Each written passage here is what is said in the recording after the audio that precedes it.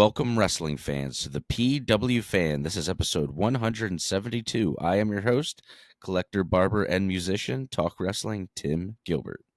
And I'm your host, the architect of pro wrestling podcast, Andy. I am also host, the no selling wrestling indie fan and football lover, Jeremy. All right, everybody, before we go over to today's events and everything that we're going to talk about in today's episode, we would appreciate it if you could go to youtube.com/the PW Fan Pod. Hit that subscribe button. That really helps us out. For all other social media, find us on Instagram and TikTok at the PW Fan. And if you want to support us with a t-shirt, you can go to prowrestlingtees.com/the PW Fan. All right, Andy. I guess we were saying before this, not really a huge episode this week, but there are a few things to go over. I'm going to pass it over to you. Why don't you take us through, my friend? Yeah, so normally we would be covering Monday Night Raw, but we covered the Raw after Mania last episode, so we're just going through Dynamite, Collision, and Smackdown from this week. This was also the Smackdown after Mania, if that even is a thing. They tried to, but feels like a couple days goes by and it's not as big. And we'll talk about a debut that, if it had taken place at Raw after Mania, it would have been. Yeah, the hype goes down after almost a whole week. Well, the crowd's different. It's not like it's not an after Mania crowd. Yeah, it becomes more casual fans after the Raw after Mania. Which was a big disappointment for a thing that happened. Yeah, I mean, I was happy. But I was happy too, but then I sat back and I was like, the crowd is barely making any noise. Yeah. All right, let's open up with a Dynamite opening segment. I mean, Master P, the rapper, was in the ring. He welcomes the rapper.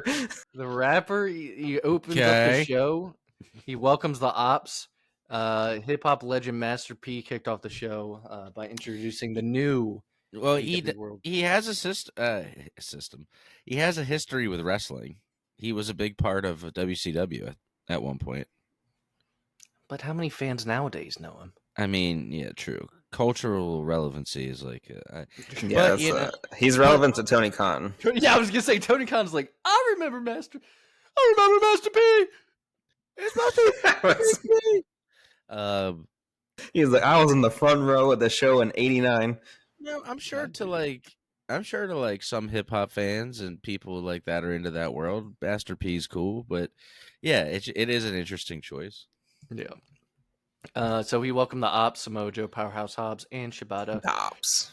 Their celebration was interrupted by the Death Riders. This led to a brawl. Samoa Joe would lock Moxley in a coquina clutch. This prompted Master P to exclaim, "Put him to sleep!" The Elite would intervene. This was the Bucks and Okada, which would drive off the Ops and Hobbs. Also, you saying John Moxley made me think of this one TikTok. There was this little kid, and he's complaining about AEW, and it's so funny because he's so into it, though. As one does. Yeah, and he's like, it's always John Moxley on TV. It's like Moxley's on this one, Moxley's on that one. And he's so upset. He's the worst. Anyone else want to add how fucking much they hate Moxley? That wasn't anything about the segment, but then we had anybody just want to take a cheap shot real quick, just because. Mark Briscoe versus Ricochet. Briscoe secured a victory over Ricochet with a victory roll pin. Post-match, Ricochet attacked Briscoe with a steel chair. Tempted to use scissors. I feel like we haven't seen those in a while, but Kevin Knight made the save, forcing Ricochet to retreat. Afterwards, I can't remember if this is the first time we've seen him or if they showed him on another show. Stokely Hathaway is back. If you remember him, who was he with before? MJF? And the firm or whatever hell his. He was a part of that, but he was also with I mean, he was in NXT. I remember too, but yeah, but I mean, before in AEW. Oh, okay. Yeah, I don't remember then. Tony Schiavone introduced FTR, but Stokely Hathaway would interrupt, announcing himself as their new agent. He criticized AEW's disciplinary actions against them. If you remember, they hit some refs and all that. But you made a good point. You stated Hangman Page has committed arson. Ricochet comes to work every week with and shanks people with scissors, and yet he walks around AEW unpunished.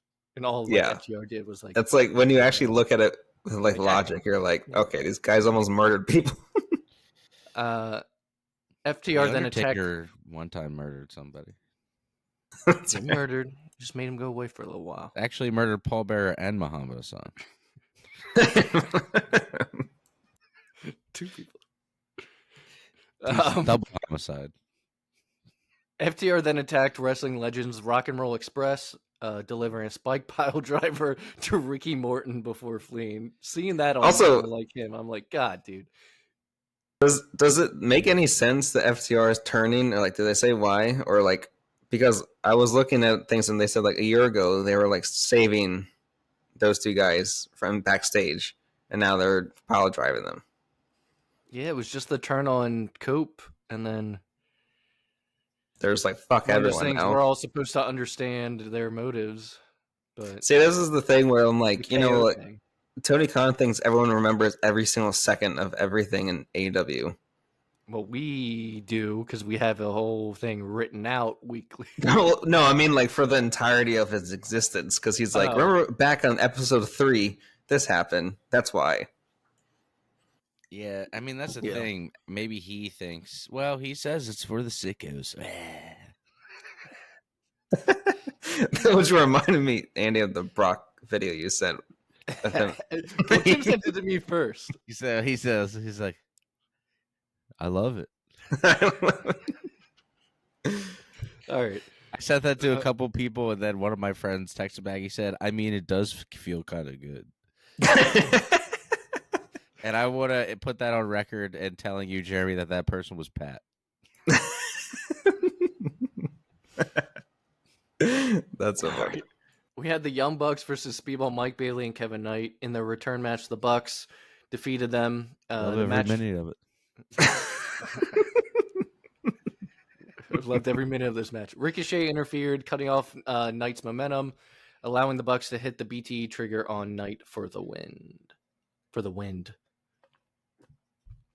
Backstage with the Patriarchy, Renee Paquette interviewed the Patriarchy. Christian Cage took credit for Nick Wayne's recent ROH World Television Championship win, stating he deserves the congratulations. Nick Wayne would say back, when you stick to the plan, you actually win championships, and reclaiming his belt. So Christian had grabbed the belt from him and put it around his shoulders, kind of like he did with the TNT title. Right? Didn't he do that with Lucha? Yeah, he did that. Yeah. The Syndicate and MJF had a segment, or the Hurt Syndicate considered adding MJF to their ranks. MJF sought their approval, but Shelton Benjamin clarified the only reason he got it is because of MVP, and don't forget it. MJF would try to bribe them with a car, which Lashley tricked MJF into stealing, and this left MJF kind of chasing them backstage. This is the best storyline I think they have going right now. Which it's not even that great. No, but it's just something. It's something I can sink my teeth into. Yeah. I like it. I love it. Love every minute of it. And then also, who was it? You get, dude. Randy Orton did the other one? Dude, Brock's a freak. I mean, dude, Brock's like, yeah. Didn't he do that face at Undertaker? He was like, Yeah, in the match. Yeah. Dude, you know, Brock's doing some freaky deaky, dude. Well, he was with Vince. Yeah, true. Well, allegedly. Allegedly, those Maybe. texts were allegedly. Maybe. I don't know. I don't want us to get in trouble. I'm not trying to get in trouble. Takeshita and Josh Alexander versus Will Ospreay and Brody King. Representing the Donkhouse family, Takeshita and Josh Alexander defeated Ospreay and Brody King. After the match, the Donkhouse family would attack Ospreay and King. Hangman Adam Page attempted to intervene, but was ambushed by Roppongi Vice, leading to a beatdown and a brain buster by Kyle Fletcher. And then the main event was Jamie Hayter versus Chris Statlander, Owen Hart semifinal. Jamie Hayter would advance to the finals by defeating Chris Statlander. So the finals of the Owen Hart Women's Foundation tournament at Double or Nothing is going to be Mercedes Moné versus Jamie Hayter. Jamie, pull that up. Winner will face Tony Storm for the title. They better not fucking give Mercedes Moné the title. She's gonna win. She has 5 belts now. If that happens, She'll have a 6th one. That was Dynamite. Let's talk about Collision. Collision. Collision. New name of the episode. Not that that's funny, because it's not.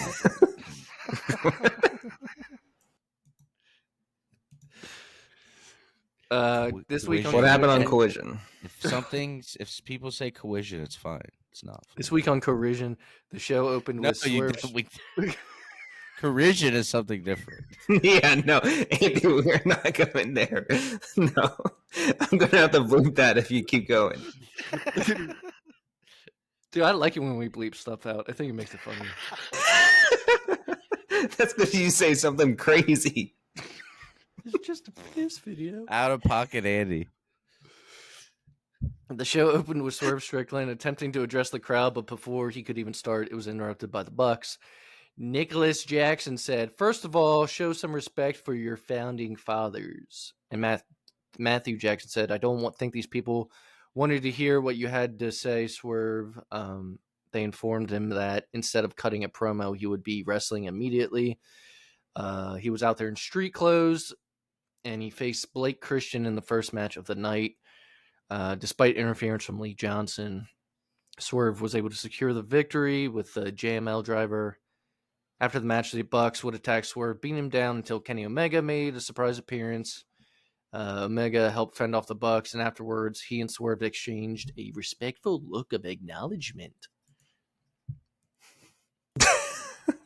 Okay. Fucking some Chad GPT. Chad GPT. If I've ever seen it. Backstage, Samoa Joe would cut a promo in which he targeted Moxley, because we always have to talk about Moxley. He said, "I'm not a problem that will be distracted. I'm an inevitability coming for him and coming for his title." Tony Storm then faced Queen Aminata. What? I heard someone breathe. Oh, no. I was just going to say, dude, I had ChatGPT doing some like deep research on some guitar thing today. And then my wife was like, "Tim, stop using that." And I was like, "Why?" And she's like, "Don't you know that like every time, even if you get that thing to say thank you, how much like energy it's draining?"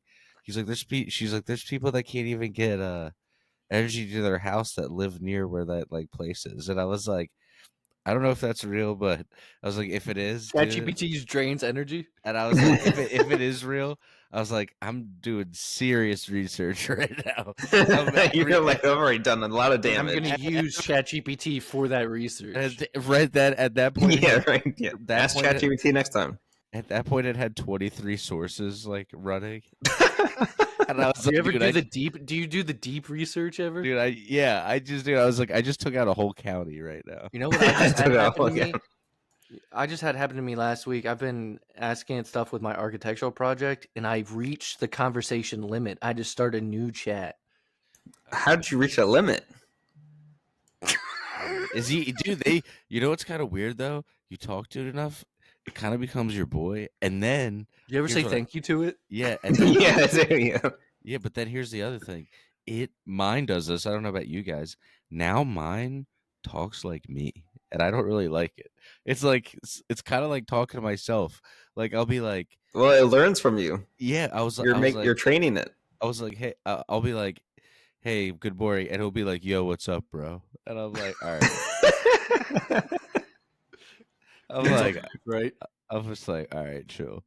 It starts making references like the meat canyon and everything. Dude, then he gets like really. He's like a nice little man pussy on you, don't you, Tim? Oh god. All right, Nancy. All right. But he's like, dude, ChatGPT, the way it talks is like your cringe friend. Like it'll do this thing where it's like, "So what's on the menu today, bro? Trying to make some screamo tunes? What are you trying to do? Do some research?" And I was like, all right, like. I'll be like, tone it down. Tone it down, dude. He's like, what kind of he's like, what are the vibes? He's like, what's on the menu for Fall Bright? I'm like, all right, let's take it down. What's on the menu for Fall Bright? What's on the menu? I'm like, take it easy. Back to wrestling. Dude, everybody listen to this definitely has ChatGPT, and they know what I'm saying. Dude, It like, becomes dude, you. It's It like, we are hey, does. one. it's like, hey, We are Jeremy. one. It's like, what do you like, Man U? Who's your Liverpool.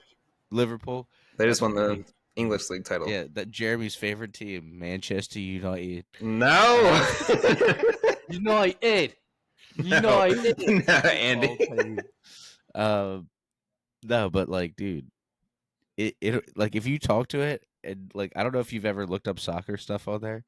It'll be like, Jeremy, what do you want to get into today? You want to look up some Liverpool stuff? And you're just like, all right. Yeah, they'll be like, "Did you know that Liverpool just won the league?"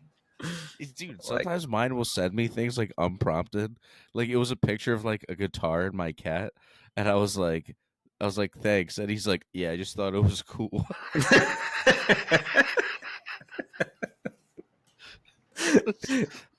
Like sick, bro. Dude, I'm like, it scares me a little bit in a weird way, dude. I joked with it one time. I said, all right, in all seriousness, when you guys take over, will you please spare me and my family? And then he was like, what did he say? He made like a Terminator joke. He's like, haha, when whatever takes over, he's like, I'll make sure that you guys are okay. And I'm like, that's creepy. just gotta make sure, dude. You know? Contingency plan. That's why you say thank you. Yeah. Yeah, Andy, don't be. All right, we're gonna get cut for audio with that. All right, back on track. British rep.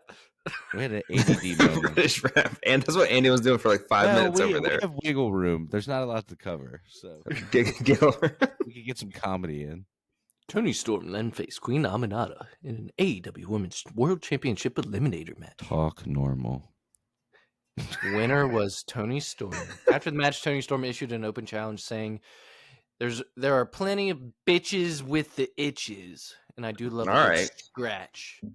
If there's any slop tarts willing to step up to the Right, plate, Andy. then tape up your tits and let's tango. That's what she said. Did she say it like that? She's like tape up. There are plenty of bitches with itches. Wait, no, she's Australian, isn't she? She's Australian. She's like, have you ever put a shrimp She's on like, the I barbie? know. She's like, I know. Marianne. That was just smashing.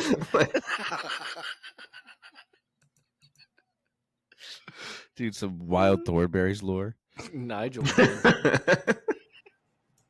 Nigel Thornberry. Smashing.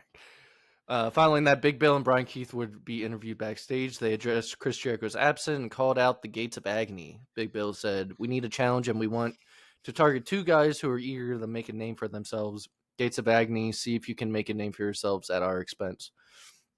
Hologram would answer Max Caster's Best Wrestler Alive Open Challenge. Winner was Hologram. This makes his record 23-0. I don't know why they're doing this with Hologram, but It makes no sense at all. he's Collision exclusive. Collision. Anna Jay returned to singles competition against Taylor Ganey. Winner Anna Jay. Megan Bain stormed the ring and laid waste to both Anna Jay and Ganey. Bain delivered her finishing move, Fate's Descent, to Anna Jay, standing tall over both women. Anna Jay's got a face. Right, Andy. Keep moving. Keep moving. Whatever happened to Sky Blue? Whatever happened to her? Don't do this. Don't do this. Do you remember why we like Sky Blue? Everyone knows. Ladies. Okay. Skip and cut. Bleep it. And cut. Bleep it. In a Texas Tornado Tag match. Okay, dude. First of all, I've been calling this group CRU. It's just crew. It's just crew. So there was somebody cringing every time that they listened to crew, which is Leo Rush and Action Andretti, who come out dressed ridiculous. I hate their coats with the spikes, looking like Bowser. You are a hater, bro. They took on Top Flight. Broke my Butterfinger, baby. I broke my Butterfinger, baby. Bandito defended the ROH World Championship against Jalisco. Winner Bandito. Roosh then faced AR Fox in a quick, dominant match. Winner Roosh. And the main event was FTR taking on the Paragon, which, if you forgot, it's Kyle O'Reilly and Roderick Strong. They defeated him by hitting When did that a pile happen? driver like 2 weeks ago. After the match, FTR attempted to attack TNT champion Adam Cole. Daniel Garcia made a surprise save, running in with a crowbar, fend off FTR, and officially aligning himself with Adam Cole and the rest of the Paragon. I'm coming through. It's a doo-doo. That's AEW this week, guys. You ready for SmackDown? Because that's the only WWE thing we're getting into. Yeah. Gonna stab him in the biscuit. Blood on me trainers? Nah, can't risk it. You know who I am, bruv. Bro. Or kid. He said, We're "Do you know who huge I in am, England. I don't know if you guys know. kid?" All right, the It goes over really SmackDown. well there. I was about to say know. the Mania after SmackDown. The SmackDown after Mania. On SmackDown this week, John Cena came out to address the crowd, but opening the show, but Randy Orton interrupted immediately. Orton would bring up his 25-year history with Cena. He said almost to the day is when they met, and he called out how Cena's changed, suggesting maybe fatherhood could have grounded him. Cena didn't hold back. He shot back with, "I spent the last 25 years raising your kids." This is him talking to the crowd. He also told a 6-year-old that about his father being a failure. Was that it? Yeah, he said he was a failure, and then And Randy Orton was trying not to break character this whole time. he was loving that Cena was going after the crowd. Tim sent me a video of all the times him trying not to break character with this segment. Cena made it clear he plans to retire as undisputed champion and freeze Orton at 14 world title reigns. Orton then challenged him to a match that night, but Cena pushed it to Backlash in Orton's hometown of St. Louis. Cena tried to cheap shot, but Orton countered with a RKO to end the segment standing tall. I like how Cena is just he uses logic, like for when he's like, "We're not going to fight today." Where it's like, "This is obviously a Backlash match, so let's just set that." He was just like, "We're not doing this." Do we have anything to say about The Rock's recent stuff? I mean, him just saying that he would have done stuff better. Yeah, and saying that he didn't. Well, like I feel like he almost didn't need to get involved in this at all if he wasn't going to show up at Mania or nothing. Like, It didn't need The Rock then, because it was just like Cena could have turned and said the same exact thing, and it would have been the same I'd rather thing. have The Rock than Travis Scott. Oh yeah, Travis Scott was. They actually pitched doing a tag team match with Cena, Travis Scott versus Bad Bunny, and I forget who else. Someone. And also, I guarantee you, if the fan reaction to that main event was better, he would have been like, "Yeah, that was exactly what we planned." But instead, there was backlash, and he's like, "I would have changed some things." It was never like it's never The Rock's fault when he talks about things. No, we were talking about The Rock, me and Tim over there. I forget what we were saying about him while you were cutting my hair, Tim. He's just everywhere, dude. And nothing's ever his fault. Never. And also the way that he does those interviews, like on the Pat McAfee show, where I don't know, he's just talking like, it's the industry or like that it's scripted and totally that like that. And I was just like, it's kind of annoying to listen to. Oh, which also made me think of the new Netflix show. Yeah, you're the Unreal one. now. People are kind of like, you're peeling back the curtain now, like all the way. It was basically all the way peeled back, but now it's like really peeled back. Yeah, like both of those things where like heard The Rock talk and then saw that Netflix show, and I was like, oh, they're just like putting it out there. Kayfabe is really dead. They're like, this is how we come up with ideas. But Dirt Sheets, I feel like, did that anyway. Yeah, but also like in one of the trailer for that show, they had a WrestleMania card at that time, but it was totally different. Oh, really? I wonder, did it look better? I think it was like Punk was in the World Heavyweight Championship match against Gunther. I don't know. I mean, he's faced him so much at live events. He's probably yeah, it's probably the idea to start maybe, and then they moved it. But nah, dude, The Rock said it was all part of the plan all along. The Rock doesn't have a plan. Yeah, he does. You know what the Croc is cooking. Remember when he was like, I'm 20 steps ahead. Oh my god. The Croc Just came from the bathroom. You should have smelled what the crack was cooking. In tag team action, we had the debut I'm famous in Bel Air. of Fraxium. All right. Actually, I'm going to go right over that. That's an inside joke. The NXT duo Fraxium, Axiom and Tell you Nathan off Frazier. air, Jeremy.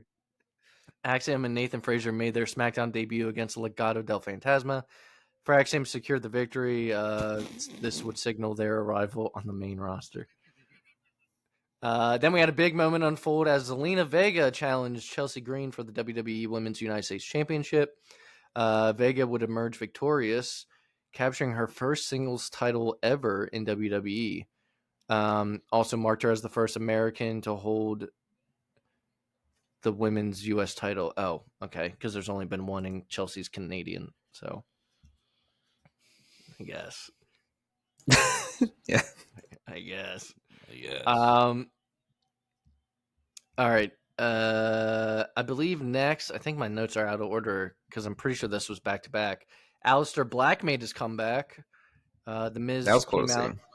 out. The Miz came out and did a promo, talking about people coming in and taking his spots, basically. He was in a white Reno- suit as well, like you know how Yeah. when he debuted in AW. You know that shit was planned. Yeah, so Miz is in an all-white suit. Obviously, Aleister wears all black. Lights went off. You hear the...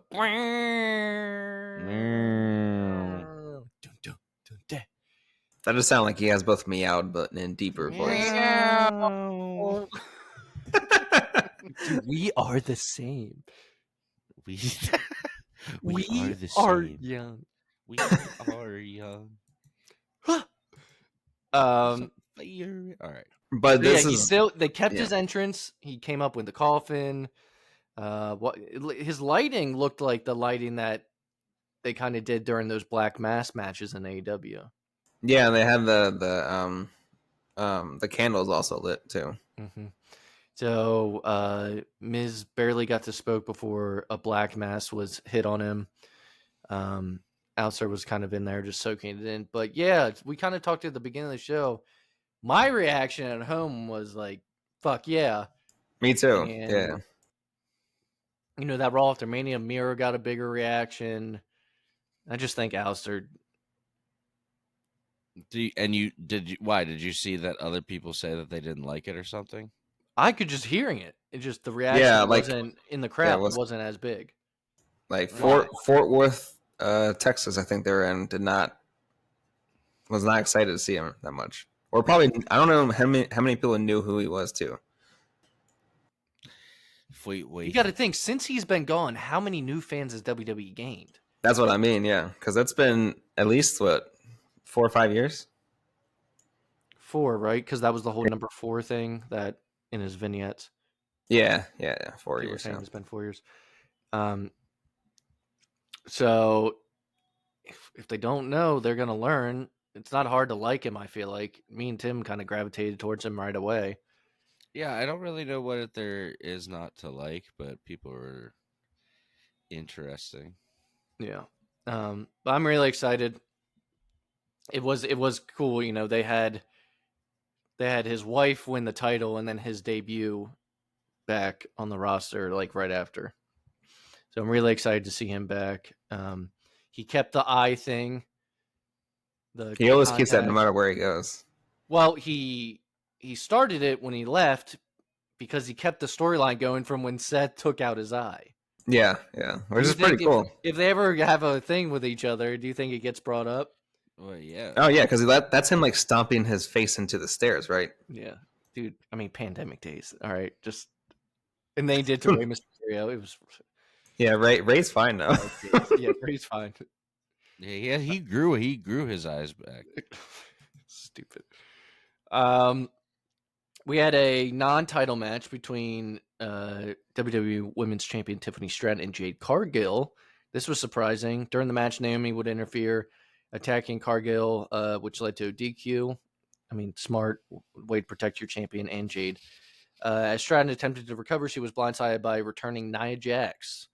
if you remember, is who Tiffany cashed in on.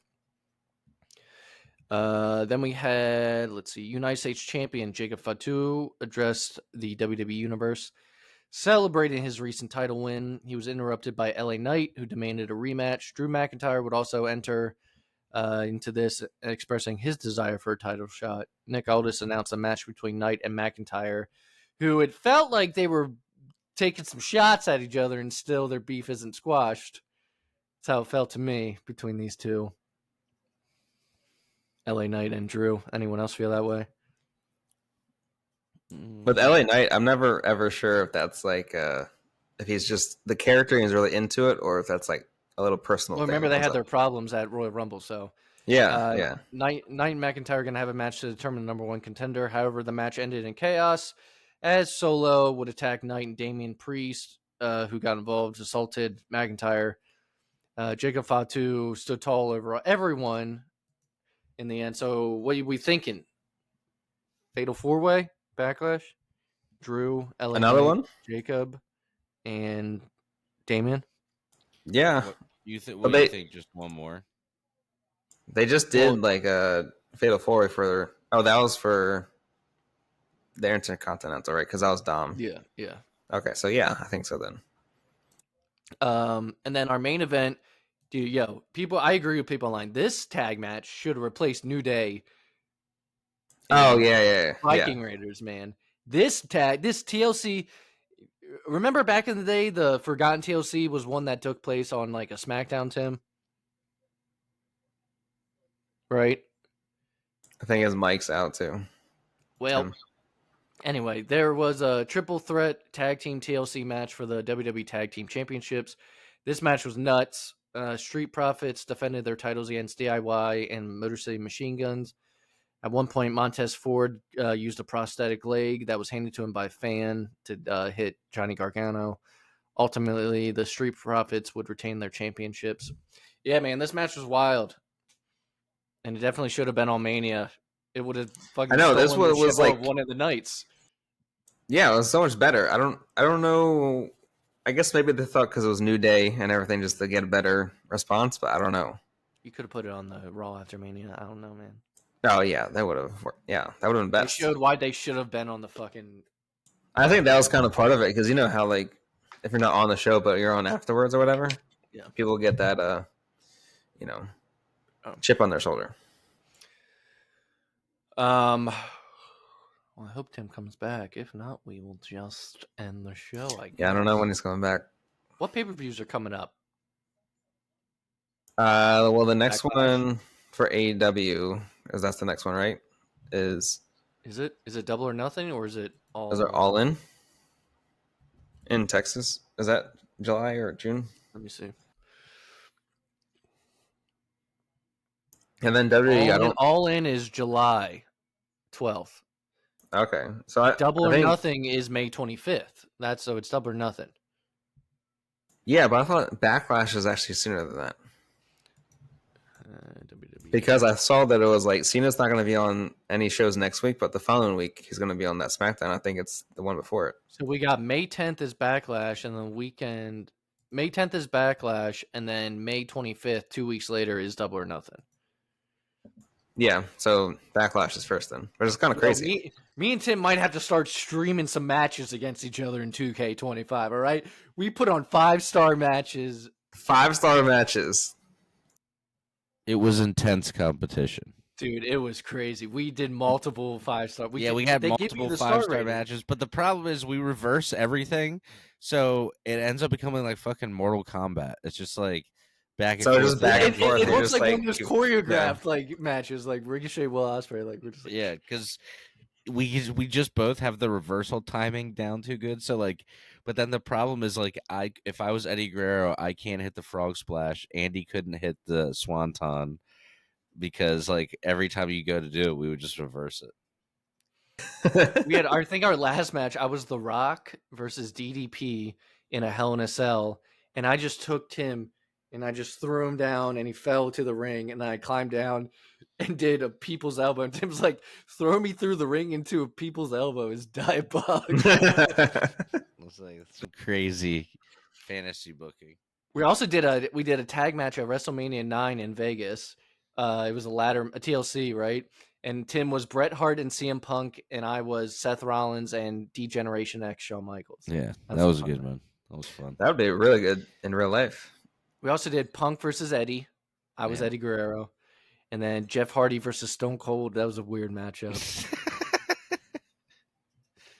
It was fun, though. Hold on. I forgot. Speaking of Jeff Hardy, remember that clip of Willow?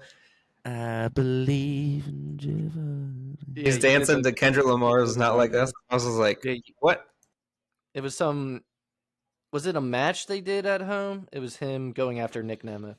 Yeah. Nick Nemeth went after, or Dolph Ziggler went after Jeff Hardy, right? And then I thought it was someone else as well, but I can't remember. But Well, it was for revenge on Matt, right? yeah. Yeah. And like Willow popped up there with an umbrella and then starts dancing like Kendrick Lamar, and then Dude, it's so gone. weird.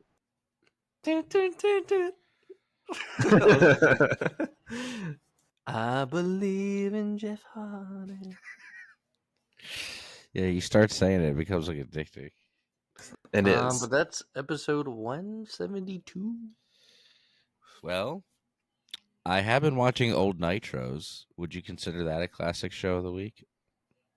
Well, has anyone? Well, no. Oh, wait, Tim's Dark watched Side? it now 3 times. Yeah, Yeah, we the got- new Dark we'll Side end with about Dark Side. superstar Billy Graham. Yeah, that It was the newest episode. Yeah, go watch that. Find it. Buy it. It's $2.99 on YouTube. Yeah, Tim buys the episodes on YouTube. Come on. And he uses his website. That's less than your Has bag of anyone watched smokes. the Greatest Spectacle documentary yet? Not yet. No, yeah, I haven't. I might have to watch it. All right. That does it, guys. Thanks for catching us for episode 172, and catch us next week for episode 173. Goodbye, my friend. You have been the one. You have been